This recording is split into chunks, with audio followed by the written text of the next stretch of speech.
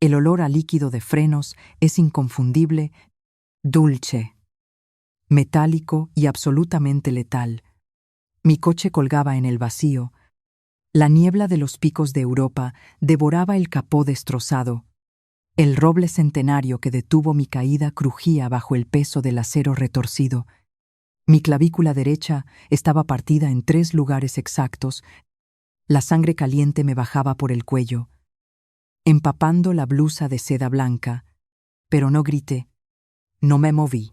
A través del cristal astillado, miré hacia arriba, hacia el borde del barranco de piedra caliza. Allí estaba él, mi hijastro, Diego. Llevaba su abrigo de lana italiana, impecable contra la humedad asturiana. No sacó su teléfono móvil, no pidió ayuda, simplemente se quedó allí, mirando hacia el abismo con las manos en los bolsillos. Conté los segundos en mi cabeza. Un hábito de toda una vida auditando números.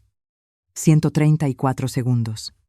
2 minutos y 14 segundos exactos. Ese fue el tiempo que Diego necesitó para convencerse de que yo estaba muerta.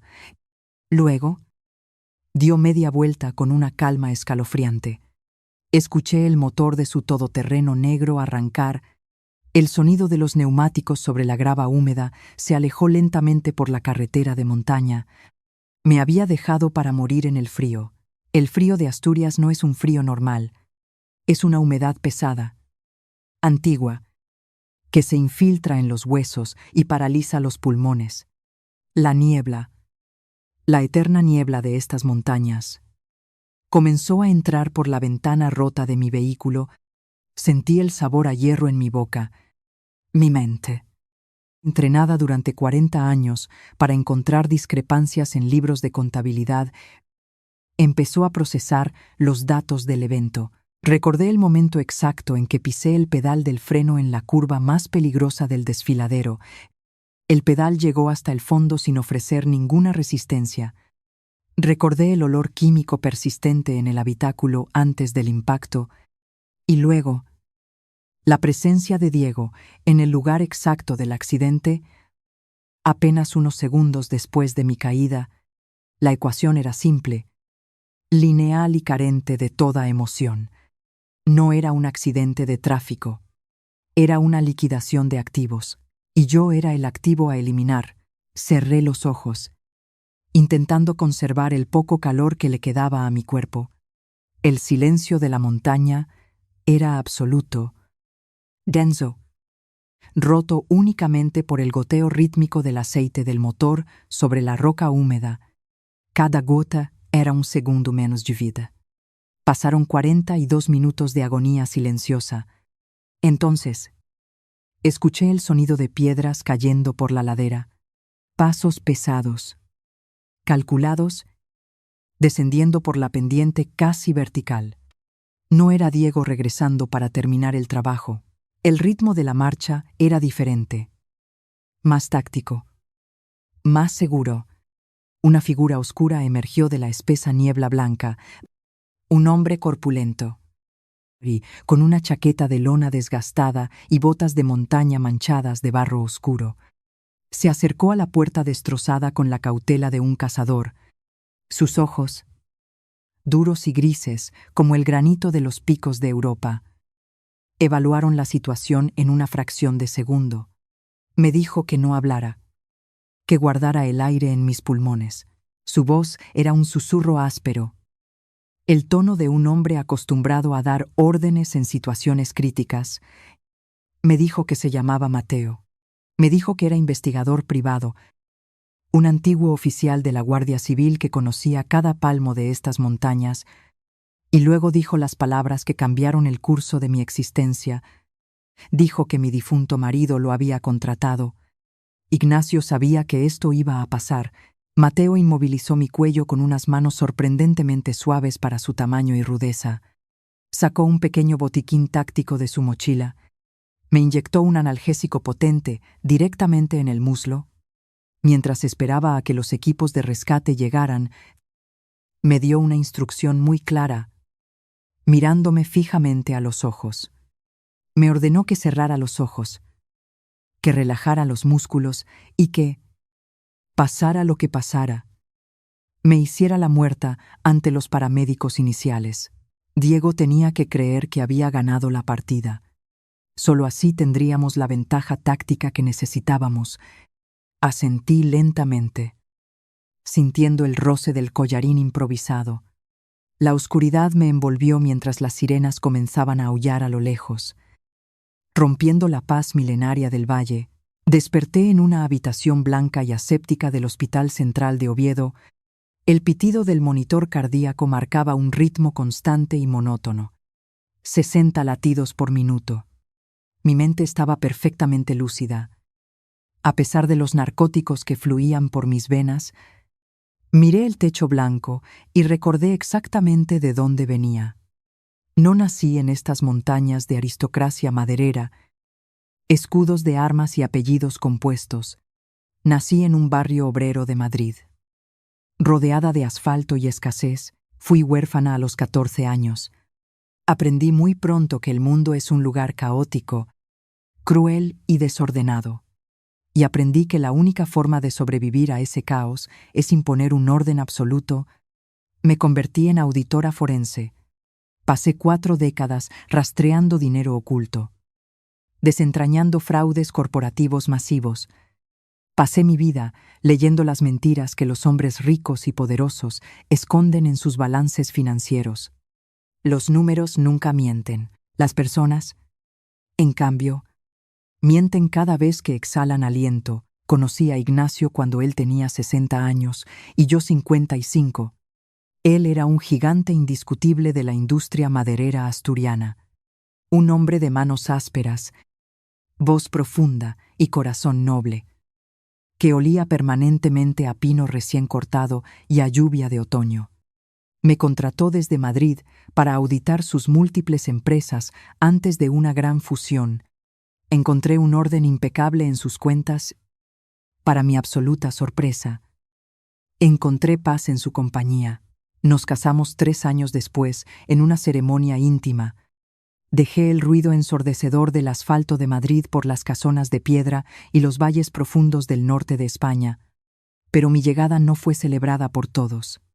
Para la alta sociedad local, para las beatas de la parroquia y los herederos ociosos de la región, yo siempre sería la forastera, la intrusa, la cazafortunas de la capital que venía a robarles su patrimonio ancestral. Ignacio tenía 2 hijos de su primer matrimonio, Diego y Carlota. Carlota, con sus rosarios de plata maciza y sus misas diarias de las 8 de la mañana, me miraba con un desprecio apenas disimulado. Ella utilizaba la religión como un arma afilada, tejiendo una red de chismes venenosos entre las señoras influyentes del pueblo. Se aseguraba de que nadie me hablara en la panadería, de que nadie me saludara en la plaza, pero era Diego quien realmente me preocupaba. Diego era encantador, físicamente atractivo, siempre vestido con trajes a medida que, según mis cálculos, no podía permitirse. Se presentaba ante el mundo como un exitoso promotor inmobiliario de la nueva era. Construía casas rurales de lujo extremo para turistas extranjeros que nunca llegaban a alquilarlas. Sus proyectos eran, en realidad, agujeros negros de deuda financiera. Yo lo sabía con certeza porque había visto sus cuentas bancarias. Diego estaba ahogado en préstamos con intereses usureros. Y cuando Ignacio murió de un infarto repentino hace 8 meses, Diego vio su salvación definitiva. El patrimonio total de Ignacio estaba valorado en 2.800.000 euros. Pero Ignacio, conociendo en el fondo la naturaleza destructiva y codiciosa de su propio hijo, tomó medidas. Me dejó a mí como administradora principal y usufructuaria vitalicia de toda la herencia. Diego no podía tocar un solo céntimo de ese imperio maderero sin mi firma explícita. Ese fue el motivo exacto de mi sentencia de muerte. La puerta de mi habitación de hospital se abrió con un leve crujido metálico. Era la madrugada, la hora en que los pasillos están desiertos. Mateo entró en absoluto silencio. asegurándose de que ninguna enfermera lo viera. Llevaba un sobremanila grueso y desgastado bajo el brazo izquierdo. Se sentó en la silla de plástico junto a mi cama. No hubo saludos cordiales ni preguntas sobre mi estado de salud. No había tiempo para cortesías vacías. Sacó un pequeño dispositivo de memoria negro de su bolsillo y lo colocó sobre mi mesa de noche. Me dijo que Ignacio le había entregado ese dispositivo semanas antes de sufrir el infarto fatal. Mateo conectó el dispositivo a una tableta electrónica y me la entregó con cuidado. La pantalla se iluminó en la penumbra de la habitación. Apareció el rostro de mi marido. Ignacio parecía 10 años mayor. Demacrado, con los ojos llenos de un terror profundo y oscuro, estaba sentado en su despacho de roble, rodeado de sus antiguos libros de botánica. Su voz temblaba visiblemente al empezar a hablar. Ignacio confesó a la cámara lo que nunca se atrevió a decirme en persona por miedo a asustarme. Habló de Elena, la primera esposa de Diego, una dulce profesora de preescolar, ingenua, amable y llena de luz. Hace 5 años, Elena murió en un trágico accidente en la alta montaña. La versión oficial decía que resbaló en un sendero escarpado y cayó al vacío. Todo el pueblo lloró su pérdida. Diego interpretó el papel del viudo desconsolado a la perfección, recibiendo el pésame de toda la comarca, pero Ignacio había descubierto algo en los registros financieros de su hijo. Poco antes de la muerte de Elena, Diego había contratado una póliza de seguro de vida a nombre de ella. Una póliza por valor de 500.000 euros. Ese dinero fue inyectado inmediatamente en las empresas inmobiliarias en quiebra de Diego. Salvándolo de la ruina inminente, Ignacio lloraba en el video, pidiendo perdón a Dios por haber engendrado a un monstruo sin alma. Estaba absolutamente convencido de que Diego había empujado a Elena por aquel precipicio y sabía que, tarde o temprano, cuando el dinero se acabara de nuevo, Diego intentaría hacerme lo mismo a mí. Por eso contrató a Mateo en secreto, para vigilar mis pasos, para investigar el pasado de su hijo, para protegerme cuando él ya no estuviera. El video terminó abruptamente. La pantalla se volvió negra, reflejando mi propio rostro pálido. Vendado y lleno de contusiones, no derramé una sola lágrima. El dolor de la traición ya había sido procesado y archivado en mi mente. Ahora solo quedaba la fría, dura e implacable lógica de los números.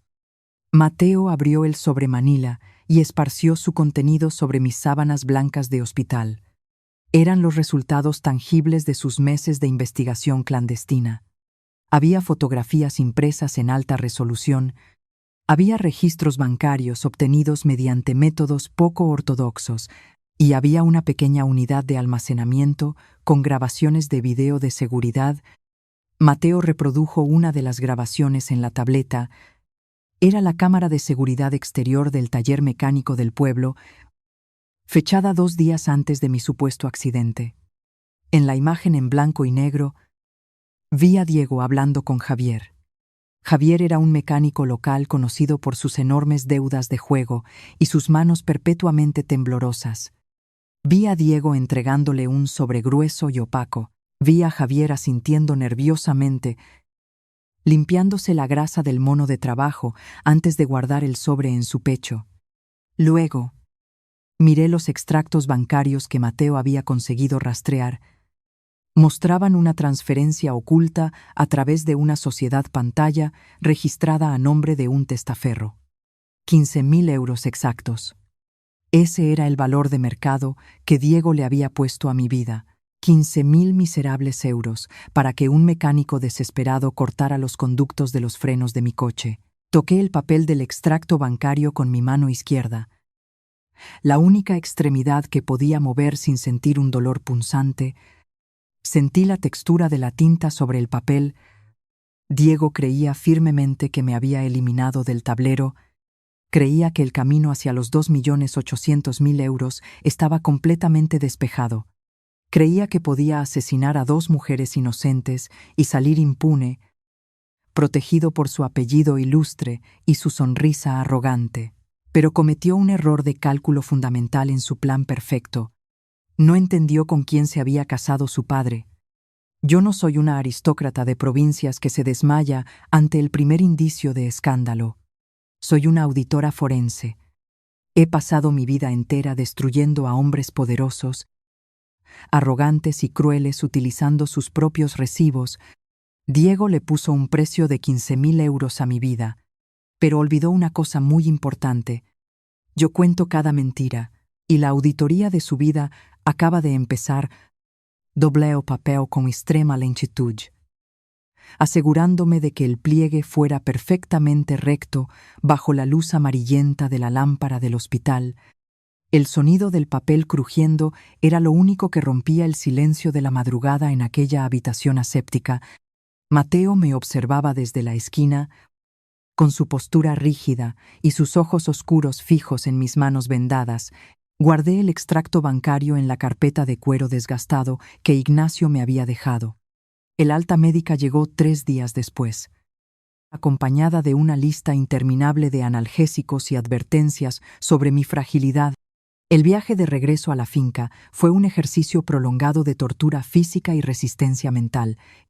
Cada curva de la sinuosa carretera de montaña me recordaba el olor acre a líquido de frenos quemado. Cada bache en el asfalto hacía que mis costillas rotas protestaran con un dolor agudo, ciego y punzante, pero mi rostro no mostró absolutamente ninguna emoción.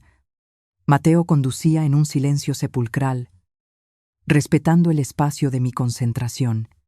La niebla asturiana nos envolvía como un sudario húmedo, espeso y de un gris implacable. Los picos de Europa se alzaban a nuestro alrededor, majestuosos e indiferentes a la miseria humana que albergaban sus valles profundos. Llegamos a la casa de piedra al caer la tarde. La mansión de Ignacio se erguía oscura y solemne entre los robles centenarios que custodiaban la propiedad. El aire frío olía a tierra mojada, a zamusgo antiguo y a humo de leña distante. Al cruzar el pesado umbral de roble, sentí el peso físico del vacío cayendo sobre mis hombros. Ignacio ya no estaba allí para recibirme en el vestíbulo con su abrigo de lana gruesa y su sonrisa cansada. En su lugar, me recibió el eco hueco de mis propios pasos sobre el suelo de madera de castaño. La casa estaba exactamente como la había dejado la mañana del accidente. El reloj de péndulo del pasillo seguía marcando los segundos con una monotonía indiferente. Sabía perfectamente que mi regreso no pasaría desapercibido en el valle. Carlota se había encargado de tejer una red de rumores venenosos por todos los rincones del pueblo durante mi ausencia. La hija devota, la mujer que no faltaba a una sola misa de domingo ni a un solo rosario de la tarde.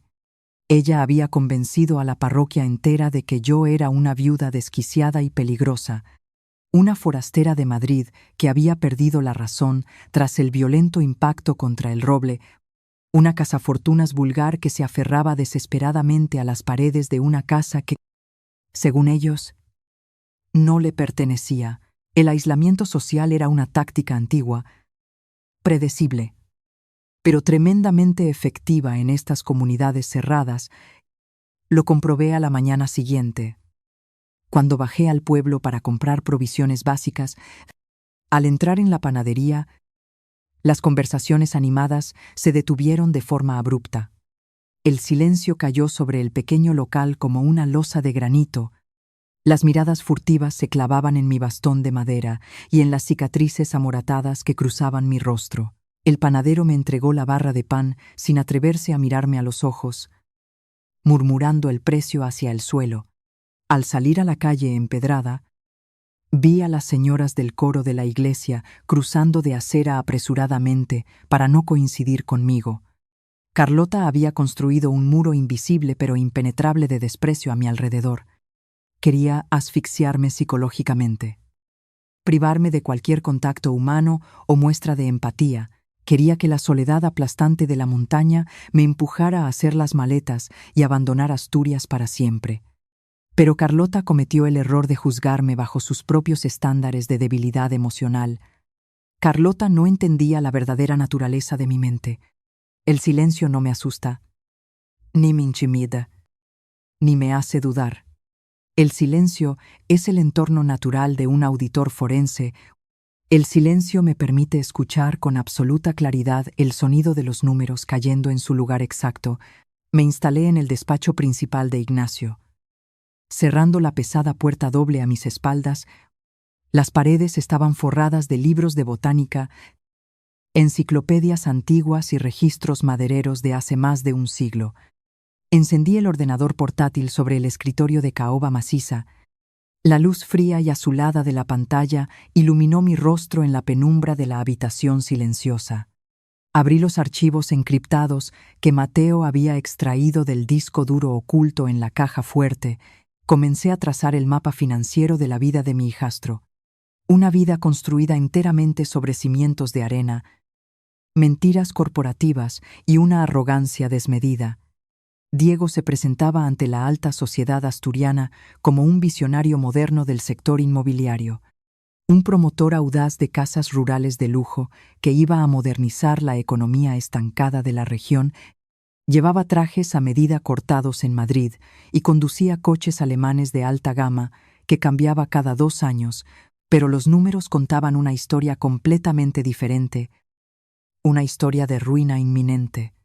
Los números no tienen ego. No sienten vergüenza y no mienten para mantener las apariencias sociales. Revisé metódicamente las cuentas de resultados de sus 3 empresas principales. Eran cascarones vacíos, fachadas de papel maché diseñadas para engañar a inversores incautos, estructuras corporativas huecas creadas únicamente para mover dinero de un lado a otro sin generar un solo euro de beneficio real. Diego estaba ahogado en un océano de deudas a corto plazo. Debía cientos de miles de euros a bancos regionales, a contratistas locales y, lo que era peor, a prestamistas privados de dudosa reputación. Sus ambiciosos proyectos de turismo rural estaban completamente paralizados por una falta crónica de liquidez. Las obras en la ladera sur de la montaña eran esqueletos de hormigón abandonados bajo la lluvia incesante del norte. La presión financiera sobre sus hombros debía ser absolutamente asfixiante, y un hombre desesperado, acorralado por sus propios fracasos y con un ego desmesurado, es la criatura más peligrosa de la tierra. Seguí el rastro del dinero con la paciencia infinita de un relojero suizo. Busqué anomalías contables, desvíos de fondos, facturas duplicadas. Busqué salidas de capital inexplicables en los días inmediatamente previos a mi supuesto accidente de tráfico. Pasé noches enteras cruzando datos, bebiendo café negro y escuchando el viento aullar contra los cristales del despacho. Y finalmente, en la madrugada del 4.º día, allí estaba, una transferencia bancaria por valor de 15.000 euros. Salió de una cuenta secundaria y opaca a nombre de una sociedad instrumental registrada a nombre de un testaferro. El concepto de la transferencia decía simplemente servicios de consultoría técnica externa. El destinatario era una cuenta corriente a nombre de Javier, el mecánico del pueblo, el hombre de manos grasientas, mirada nerviosa y sonrisa servil que supuestamente había revisado los frenos de mi coche la semana anterior. 15.000 euros exactos. Ese era el valor de mercado que Diego le había puesto a mi vida. Imprimí el comprobante bancario en la vieja impresora láser del despacho. El sonido mecánico de la máquina escupiendo la hoja de papel me pareció la melodía más dulce y justa del mundo. Tenía el motivo financiero claro y documentado. Tenía el rastro del pago al ejecutor material. Pero necesitaba entender la profundidad real del abismo moral en el que Diego habitaba. Necesitaba entender qué le había pasado exactamente a Elena hace 5 años. Ignacio me había dejado un sobrelacrado en el doble fondo de su caja fuerte personal. Lo saqué con sumo cuidado, sintiendo el peso del papel pergamino entre mis dedos doloridos. El sello de cera roja llevaba estampadas las iniciales entrelazadas de la familia de mi marido. Rompí el sello de cera con un abrecartas de plata maciza. Dentro del sobre había una sola hoja de papel grueso, doblada por la mitad. La caligrafía de mi difunto marido era temblorosa y errática, una señal evidente del terror que lo consumía en sus últimos meses de vida. La carta contenía una serie de contraseñas complejas y direcciones de servidores seguros en el extranjero. Ignacio había contratado a investigadores privados de alto nivel mucho antes de que la enfermedad se lo llevara. Había recopilado información clasificada sobre la muerte de su propia nuera, Elena, la dulce y callada profesora de preescolar que supuestamente había resbalado en un sendero traicionero de alta montaña. Introduje las contraseñas en el sistema con pulsaciones lentas y deliberadas. La pantalla parpadeó un par de veces y me dio acceso total a un archivo encriptado de grado militar. Contenía el informe completo y sin censurar de la autopsia de Elena, un documento oficial que Diego había logrado mantener oculto y sellado gracias a sus oscuras influencias en el juzgado local. Comencé a leer el informe médico forense. El lenguaje clínico, frío y desapasionado del patólogo, era mi idioma materno. Causa oficial de la muerte: traumatismo craneoencefálico masivo por precipitación desde gran altura, fracturas múltiples y severas en extremidades inferiores, pelvis y columna vertebral. Todo encajaba a la perfección con una caída accidental desde 40 metros de altura sobre rocas afiladas. Pero mis ojos entrenados se detuvieron bruscamente en la página número 4 del documento. En la sección dedicada a las contusiones menores y marcas superficiales, el médico forense había documentado con fotografías la presencia de hematomas bilaterales en ambas muñecas de Elena, marcas de presión profunda y focalizada en forma de dedos humanos, contusiones clasificadas claramente como perimortem, es decir, lesiones traumáticas producidas escasos instantes antes de que el corazón dejara de latir. Elena no resbaló por accidente sobre la hierba húmeda.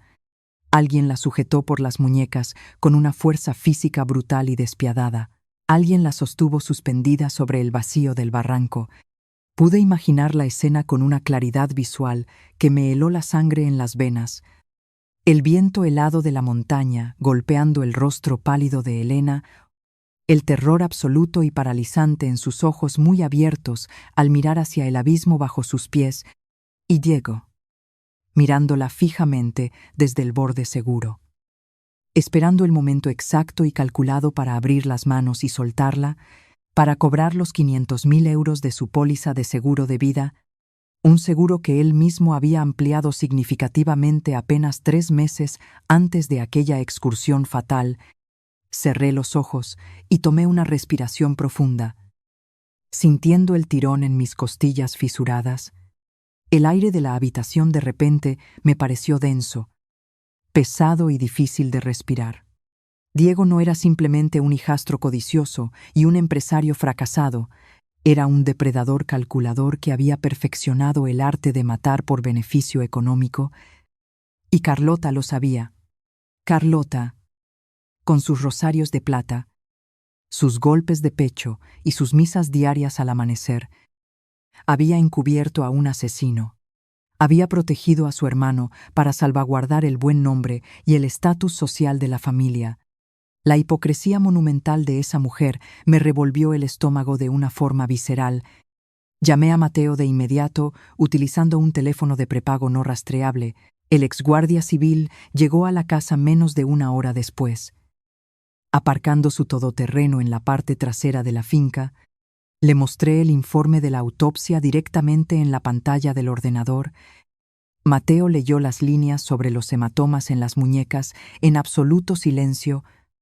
Su mandíbula cuadrada se tensó hasta que los músculos destacaron bajo su piel curtida. Sus nudillos se volvieron completamente blancos al apoyarse con fuerza sobre la mesa de madera. Me miró a los ojos y asintió lentamente, comprendiendo la magnitud de lo que teníamos delante. Me dijo con voz ronca que finalmente había encontrado a la testigo ocular, Lucía, la profesora de biología del Instituto Comarcal, que solía hacer senderismo en solitario por aquellas rutas aisladas.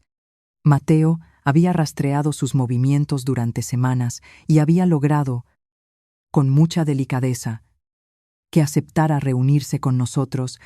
El encuentro tuvo lugar a la mañana siguiente en una pequeña cafetería anónima a las afueras de Oviedo.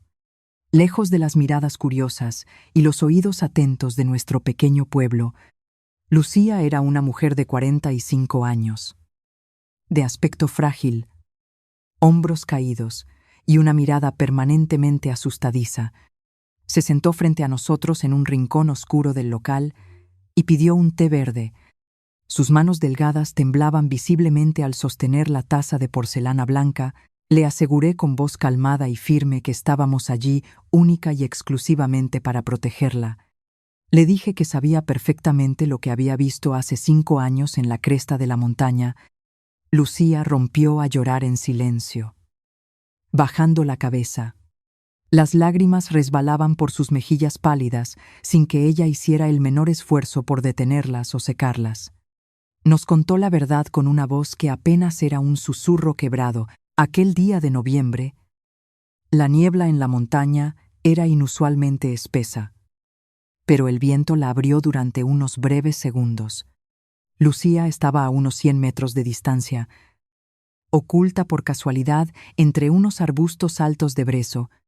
Escuchó un grito femenino desgarrador que cortó el silencio del valle, un grito que, según nos confesó, la despertaba empapada en sudor cada noche desde hacía 5 años. Al mirar hacia arriba, hacia la cornisa de piedra, vio la silueta inconfundible de Diego. No estaba corriendo hacia el borde presa del pánico. No estaba pidiendo ayuda a gritos ni buscando cobertura móvil. Estaba de pie, perfectamente erguido y absolutamente quieto, mirando hacia el fondo del barranco con la tranquilidad pasmosa de quien observa un paisaje pintoresco. Lucía se quedó completamente paralizada por el terror primitivo que invadió su cuerpo. Cometió el terrible error de pisar una rama seca al intentar retroceder para esconderse mejor. El sonido del chasquido resonó como un disparo en el silencio absoluto de la montaña. Diego giró la cabeza lentamente y la miró directamente a los ojos.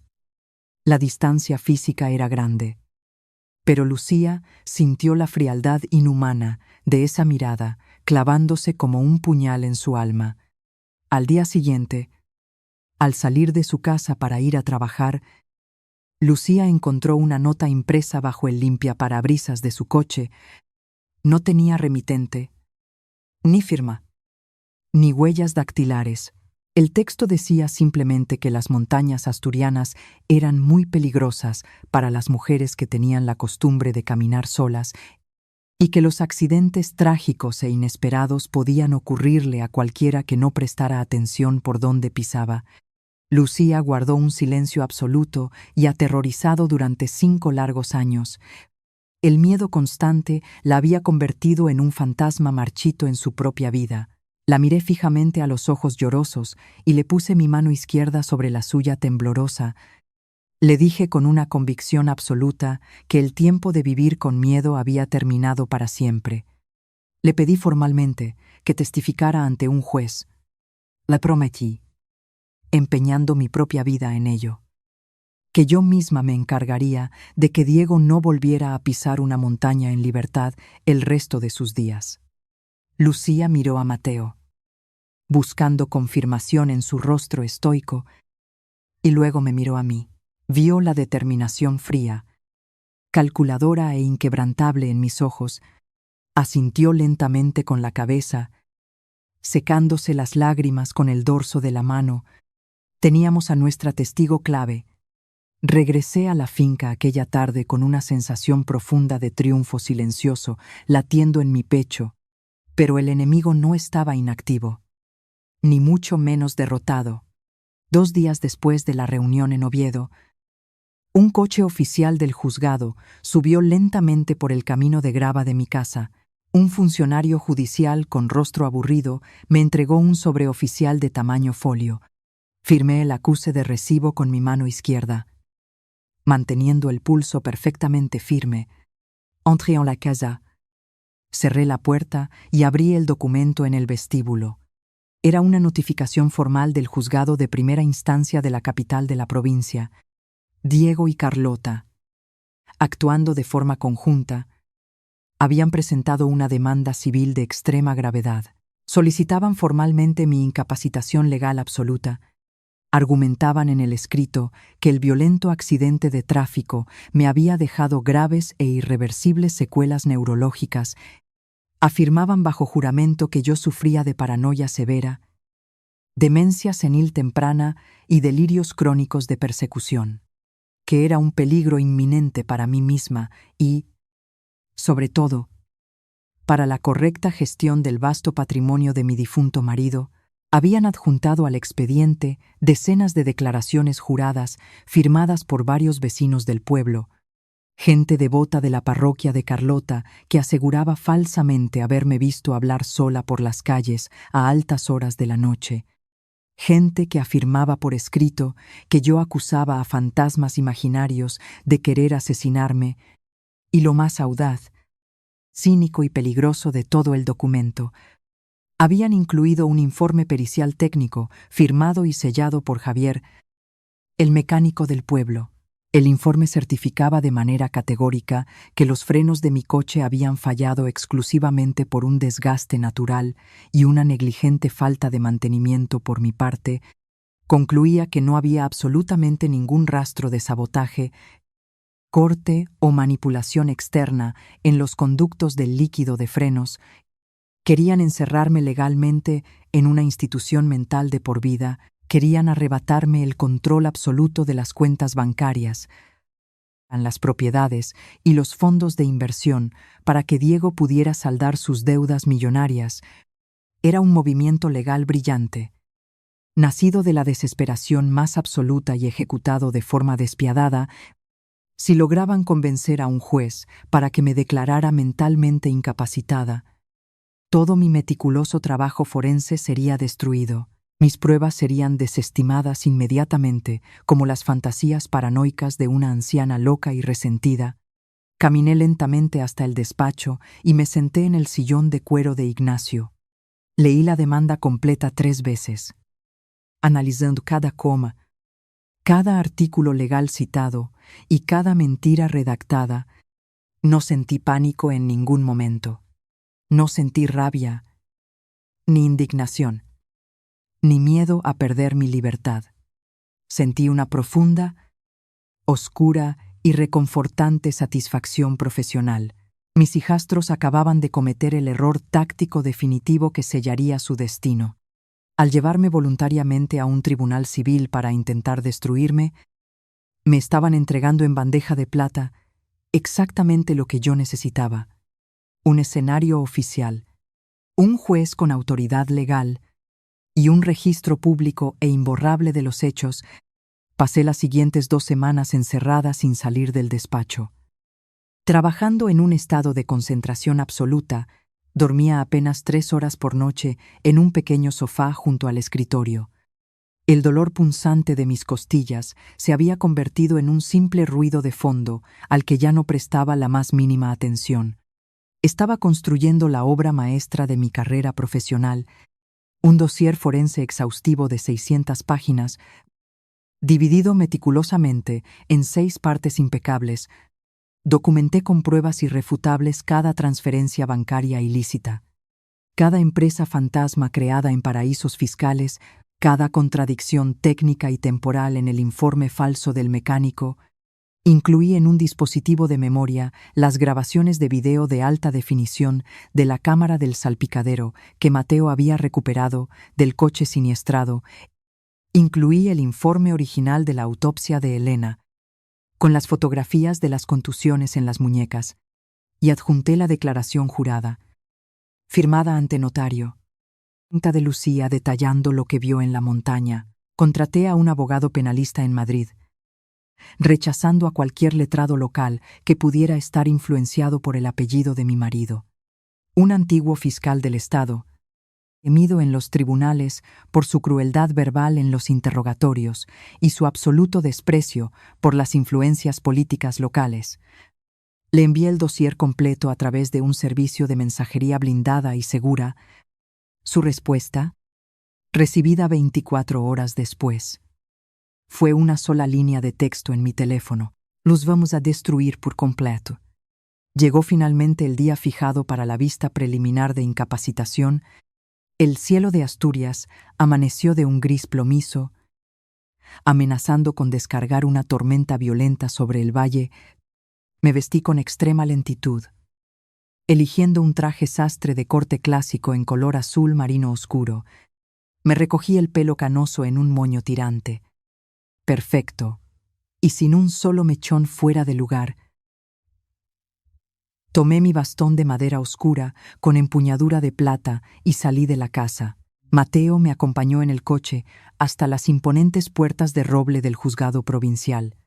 El pasillo exterior de la sala de vistas estaba abarrotado de gente del pueblo. Los aliados incondicionales de Carlota habían acudido en masa para presenciar lo que ellos creían que sería mi humillación pública y definitiva. Carlota estaba sentada en un banco de madera tallada, con la cabeza gacha, fingiendo rezar un rosario de cuentas negras. Diego estaba de pie junto a la puerta doble de la sala, rodeado de sus socios aduladores. Llevaba un traje gris de corte italiano impecable que costaba más de lo que ganaba un trabajador forestal en 3 meses de duro trabajo. Cuando me vio acercarme por el pasillo, apoyada en mi bastón, me dedicó una sonrisa amplia y condescendiente, la sonrisa arrogante de un depredador que está absolutamente convencido de que su presa ya está muerta y lista para ser devorada. Entramos en la sala de vistas. Un espacio solemne, revestido de madera oscura y escudos institucionales.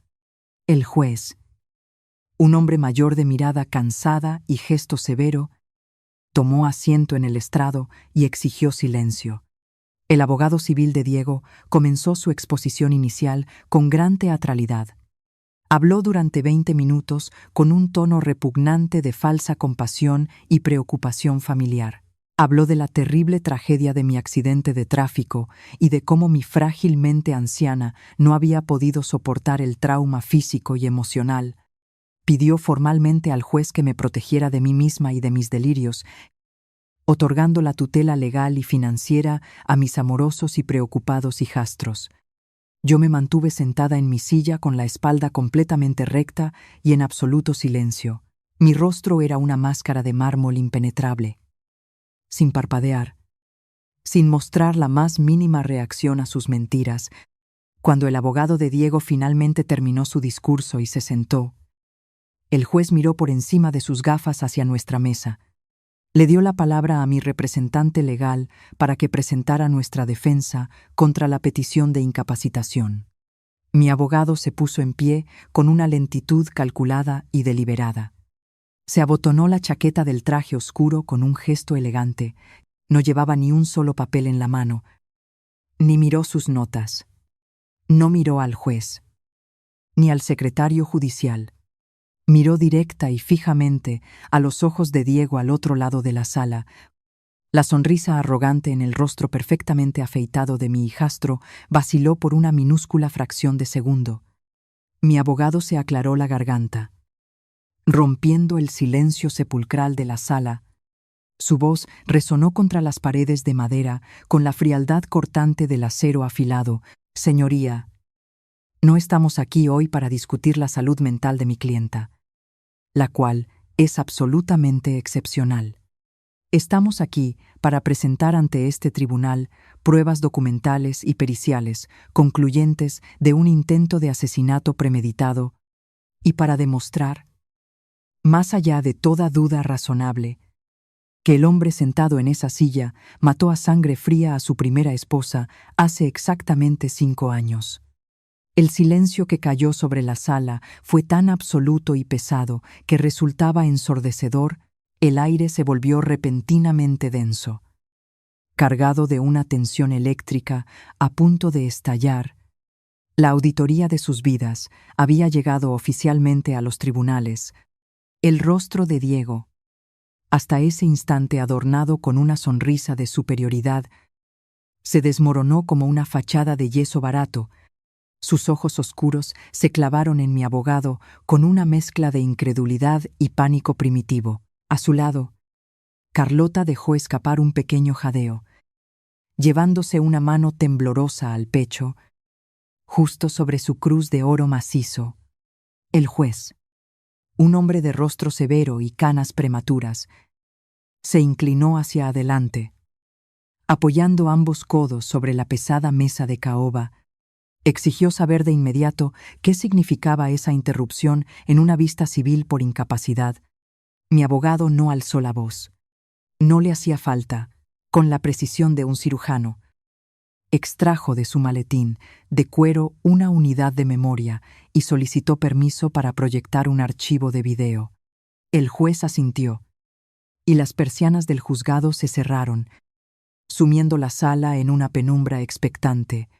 El proyector cobró vida con un zumbido mecánico que parecía el único sonido en todo el edificio. En la pared blanca apareció la grabación de la cámara oculta del coche. La imagen era nítida. Implacable, allí estaba Diego, envuelto en la niebla de la madrugada, entregando un sobregrueso a Javier, el mecánico del pueblo. Se escuchó la voz de mi hijastro, metálica pero inconfundible, dando las instrucciones precisas para manipular los frenos de mi vehículo. El silencio en la sala se volvió asfixiante. Podía escuchar la respiración agitada de Carlota a 3 metros de distancia. Luego, mi abogado proyectó los documentos financieros, página tras página de transferencias bancarias, empresas fantasma y deudas millonarias que asfixiaban el supuesto imperio inmobiliario de Diego. Y finalmente, el recibo de la transferencia de 15.000 euros a una cuenta a nombre de la hermana de Javier, el precio exacto de mi vida. El juez no necesitó ver más. Golpeó la mesa con el mazo. Un sonido seco que resonó como un disparo en la sala oscura. Suspendió la vista civil en ese mismo instante y dictó una orden de alejamiento inmediata contra Diego y Carlota. Ordenó que las pruebas fueran remitidas al juzgado de instrucción penal y a la Guardia Civil. Diego se puso en pie de un salto, tirando su silla hacia atrás con un estruendo violento. Su abogado tuvo que sujetarlo por el brazo, susurrándole palabras urgentes al oído mientras lo arrastraba hacia la salida. Carlota me miró antes de salir. Sus ojos ya no mostraban desprecio, sino el terror absoluto de quien sabe que su castillo de mentiras acaba de colapsar. Yo no me moví. Me quedé sentada, con las manos cruzadas sobre el regazo, sintiendo el frío tacto de mi anillo de viuda. La primera ficha del dominó había caído. La noticia corrió por el valle con la velocidad de un incendio forestal impulsado por el viento del norte. En los pueblos pequeños de Asturias, los secretos no mueren, simplemente hibernan hasta que alguien los despierta. Javier, el mecánico, no tardó ni 2 horas en enterarse de lo ocurrido en el juzgado. El pánico es un animal salvaje que devora la razón, y Javier era un hombre débil. Esa misma tarde, cerró su taller a cal y canto. Dejando las herramientas tiradas en el suelo manchado de aceite, metió algo de ropa en una bolsa de lona.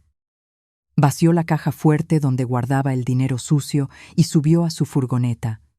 Su intención era cruzar la cordillera y desaparecer en el sur del país.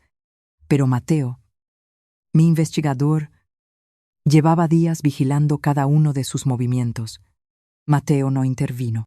Simplemente hizo una llamada al comandante Vargas de la Guardia Civil, proporcionando la matrícula y la ruta exacta de la furgoneta. La niebla comenzaba a descender sobre el puerto de montaña cuando Javier vio las luces azules parpadeando en la distancia. Un control de carretera bloqueaba el único paso viable hacia la meseta. Javier frenó bruscamente. El olor a goma quemada llenando el aire húmedo.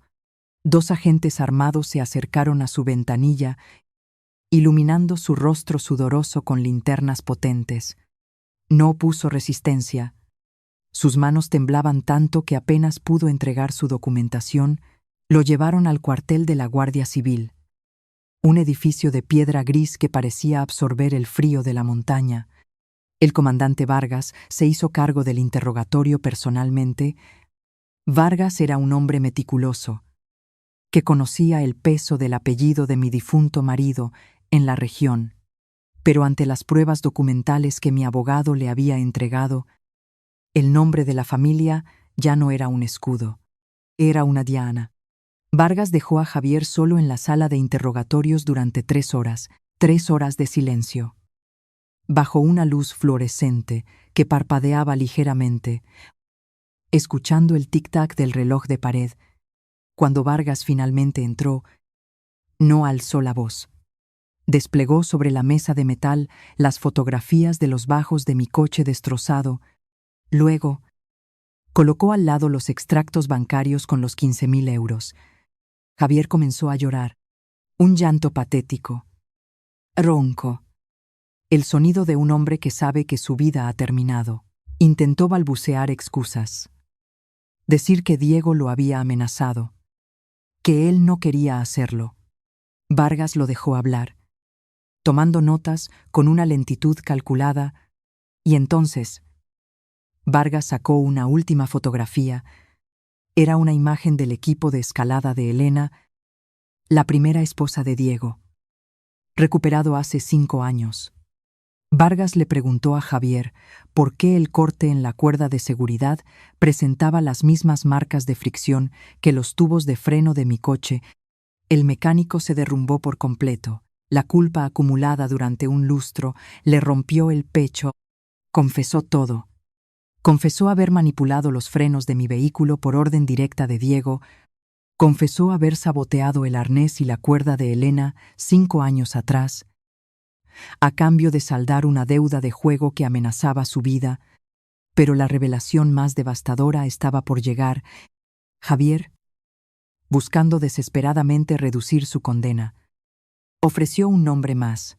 Admitió que, apenas 10 minutos después de que mi coche cayera por el barranco, recibió una llamada telefónica. No era Diego. Era Carlota. La devota y piadosa Carlota lo había llamado para confirmar que el trabajo estaba hecho y ordenarle que destruyera el teléfono móvil. El registro de llamadas de la compañía telefónica corroboró su confesión esa misma noche. La conspiración estaba completa, y todos sus miembros estaban atados a la misma soga. La justicia, cuando finalmente despierta, puede ser de una brutalidad poética. Las órdenes de arresto se emitieron de madrugada, firmadas por un juez de instrucción que no estaba dispuesto a tolerar más impunidad. A las 6 de la mañana, mientras la bruma aún abrazaba los tejados de pizarra del valle, 4 vehículos de la Guardia Civil aparcaron frente a la mansión de Diego. No llamaron al timbre con delicadeza, utilizaron un ariete para reventar la puerta principal de roble macizo. El sonido de la madera astillándose resonó en todo el vecindario. Diego fue sacado de su cama de sábanas de seda italiana. No le permitieron vestirse con uno de sus trajes a medida. Lo esposaron en pijama, descalzo, mientras él gritaba amenazas vacías sobre demandar a todo el destacamento. Su arrogancia habitual se había transformado en una rabia impotente. Los agentes lo empujaron hacia el coche patrulla bajo la fría luz del amanecer, obligándolo a pisar la grava húmeda con los pies desnudos. Pero el arresto de Carlota fue, sin duda, una obra maestra de la ironía divina. Era domingo por la mañana.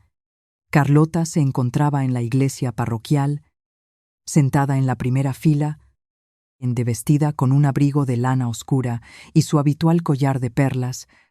Estaba rodeada de las mismas mujeres que habían susurrado veneno sobre mí durante meses. El sacerdote acababa de alzar la hostia consagrada cuando las pesadas puertas de madera de la iglesia se abrieron de par en par. El crujido de las bisagras hizo que toda la congregación se girara al unísono. El comandante Vargas y 2 agentes uniformados caminaron por el pasillo central. Sus botas resonaban sobre las losas de piedra centenaria, un sonido rítmico e implacable que ahogó el eco del coro.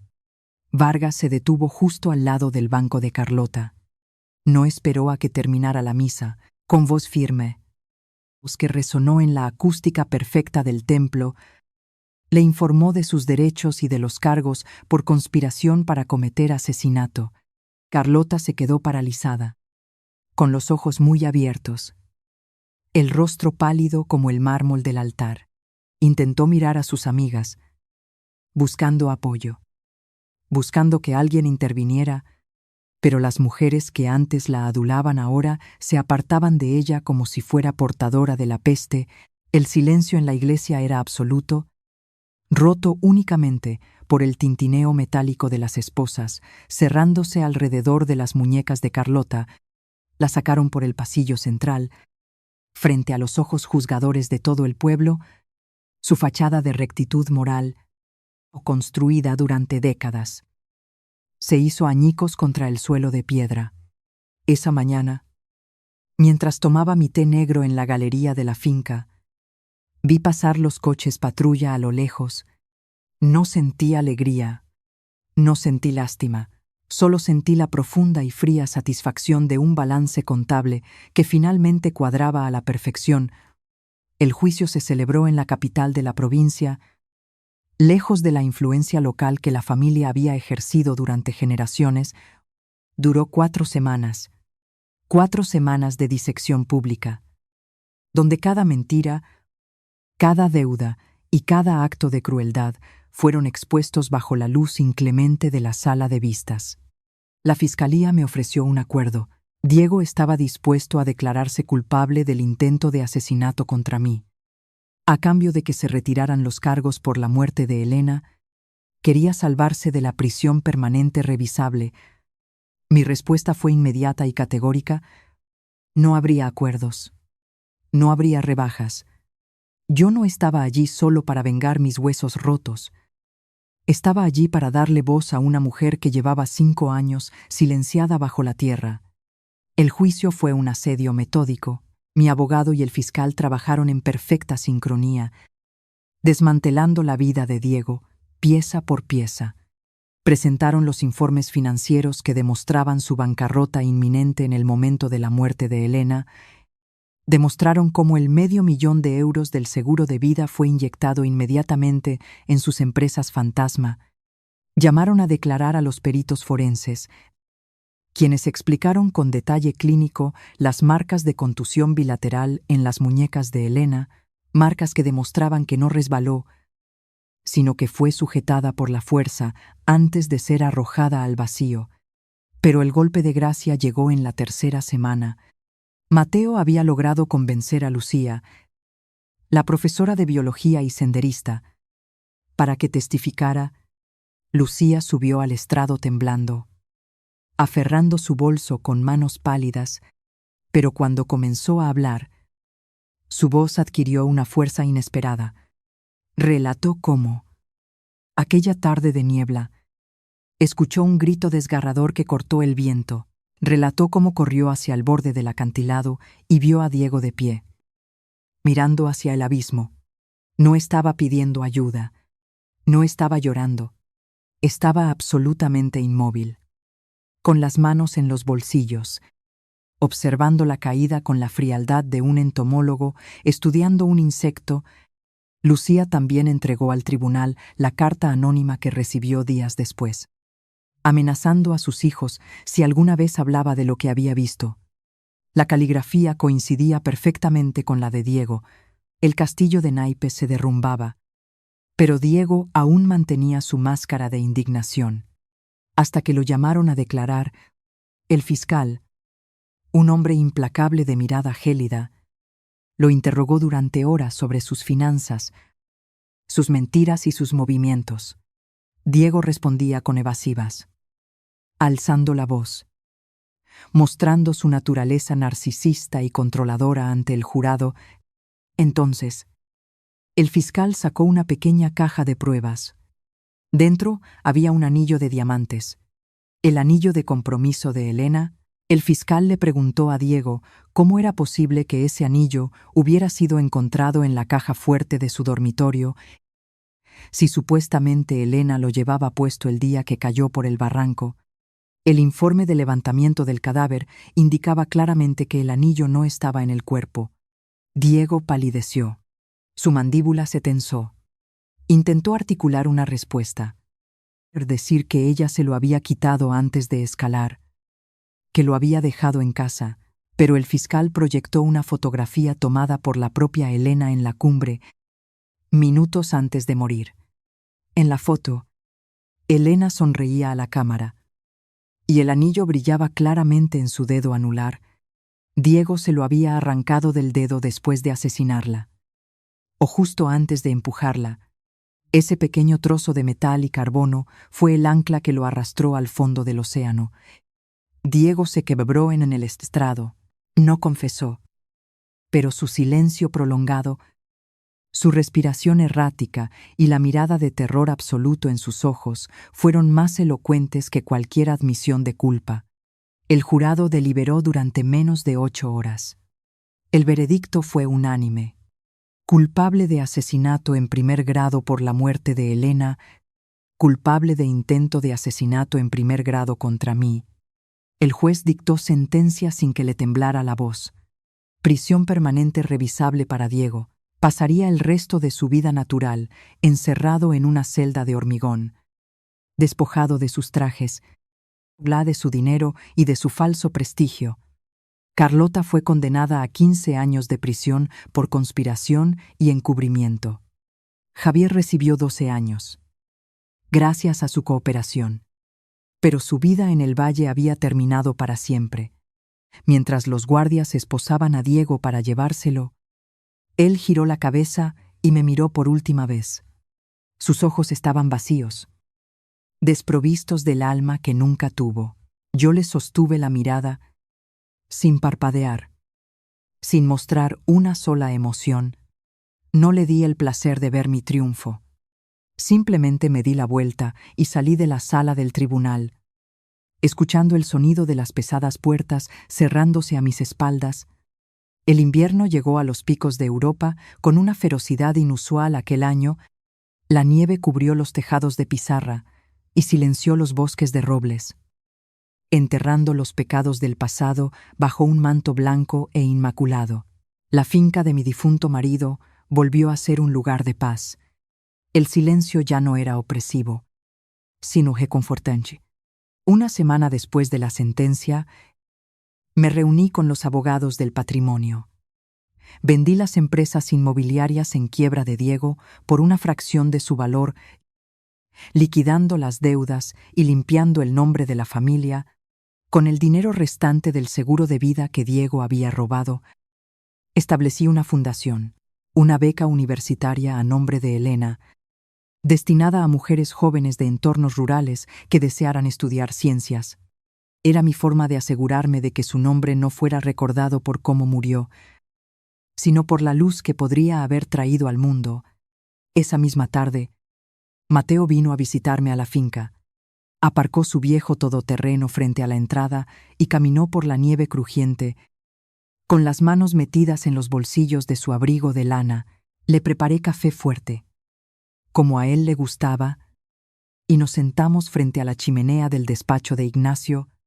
No hablamos del juicio, no hablamos de Diego ni de Carlota, hablamos del clima, de los lobos que habían vuelto a ser vistos en el valle, de cosas simples y reales. Antes de que se marchara, me levanté y fui hacia la caja fuerte del despacho. Saqué el viejo reloj de bolsillo de oro de Ignacio, el que se había detenido en el momento exacto de su muerte. Se lo entregué a Mateo. Él lo miró, sorprendido, sintiendo el peso del metal frío en su palma curtida. Le dije que Ignacio habría querido que lo tuviera el hombre que me salvó la vida y que ayudó a limpiar la oscuridad de su familia. Mateo asintió lentamente. Cerró la mano sobre el reloj y se despidió con una leve inclinación de cabeza. No hacían falta más palabras entre nosotros. Cuando me quedé sola, me senté en el gran sillón de cuero de Ignacio. La casa estaba en absoluto silencio, salvo por el crepitar de los troncos en el fuego.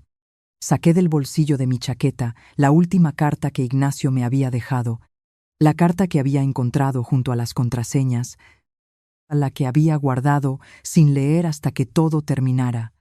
Rompí el sello de cera con cuidado. La caligrafía de mi marido era temblorosa, escrita en sus últimos días, cuando el miedo a su propio hijo lo consumía, pero las palabras no hablaban de miedo, hablaban de amor. Me pedía perdón por haberme traído a este valle de sombras, por haberme dejado sola frente a los lobos.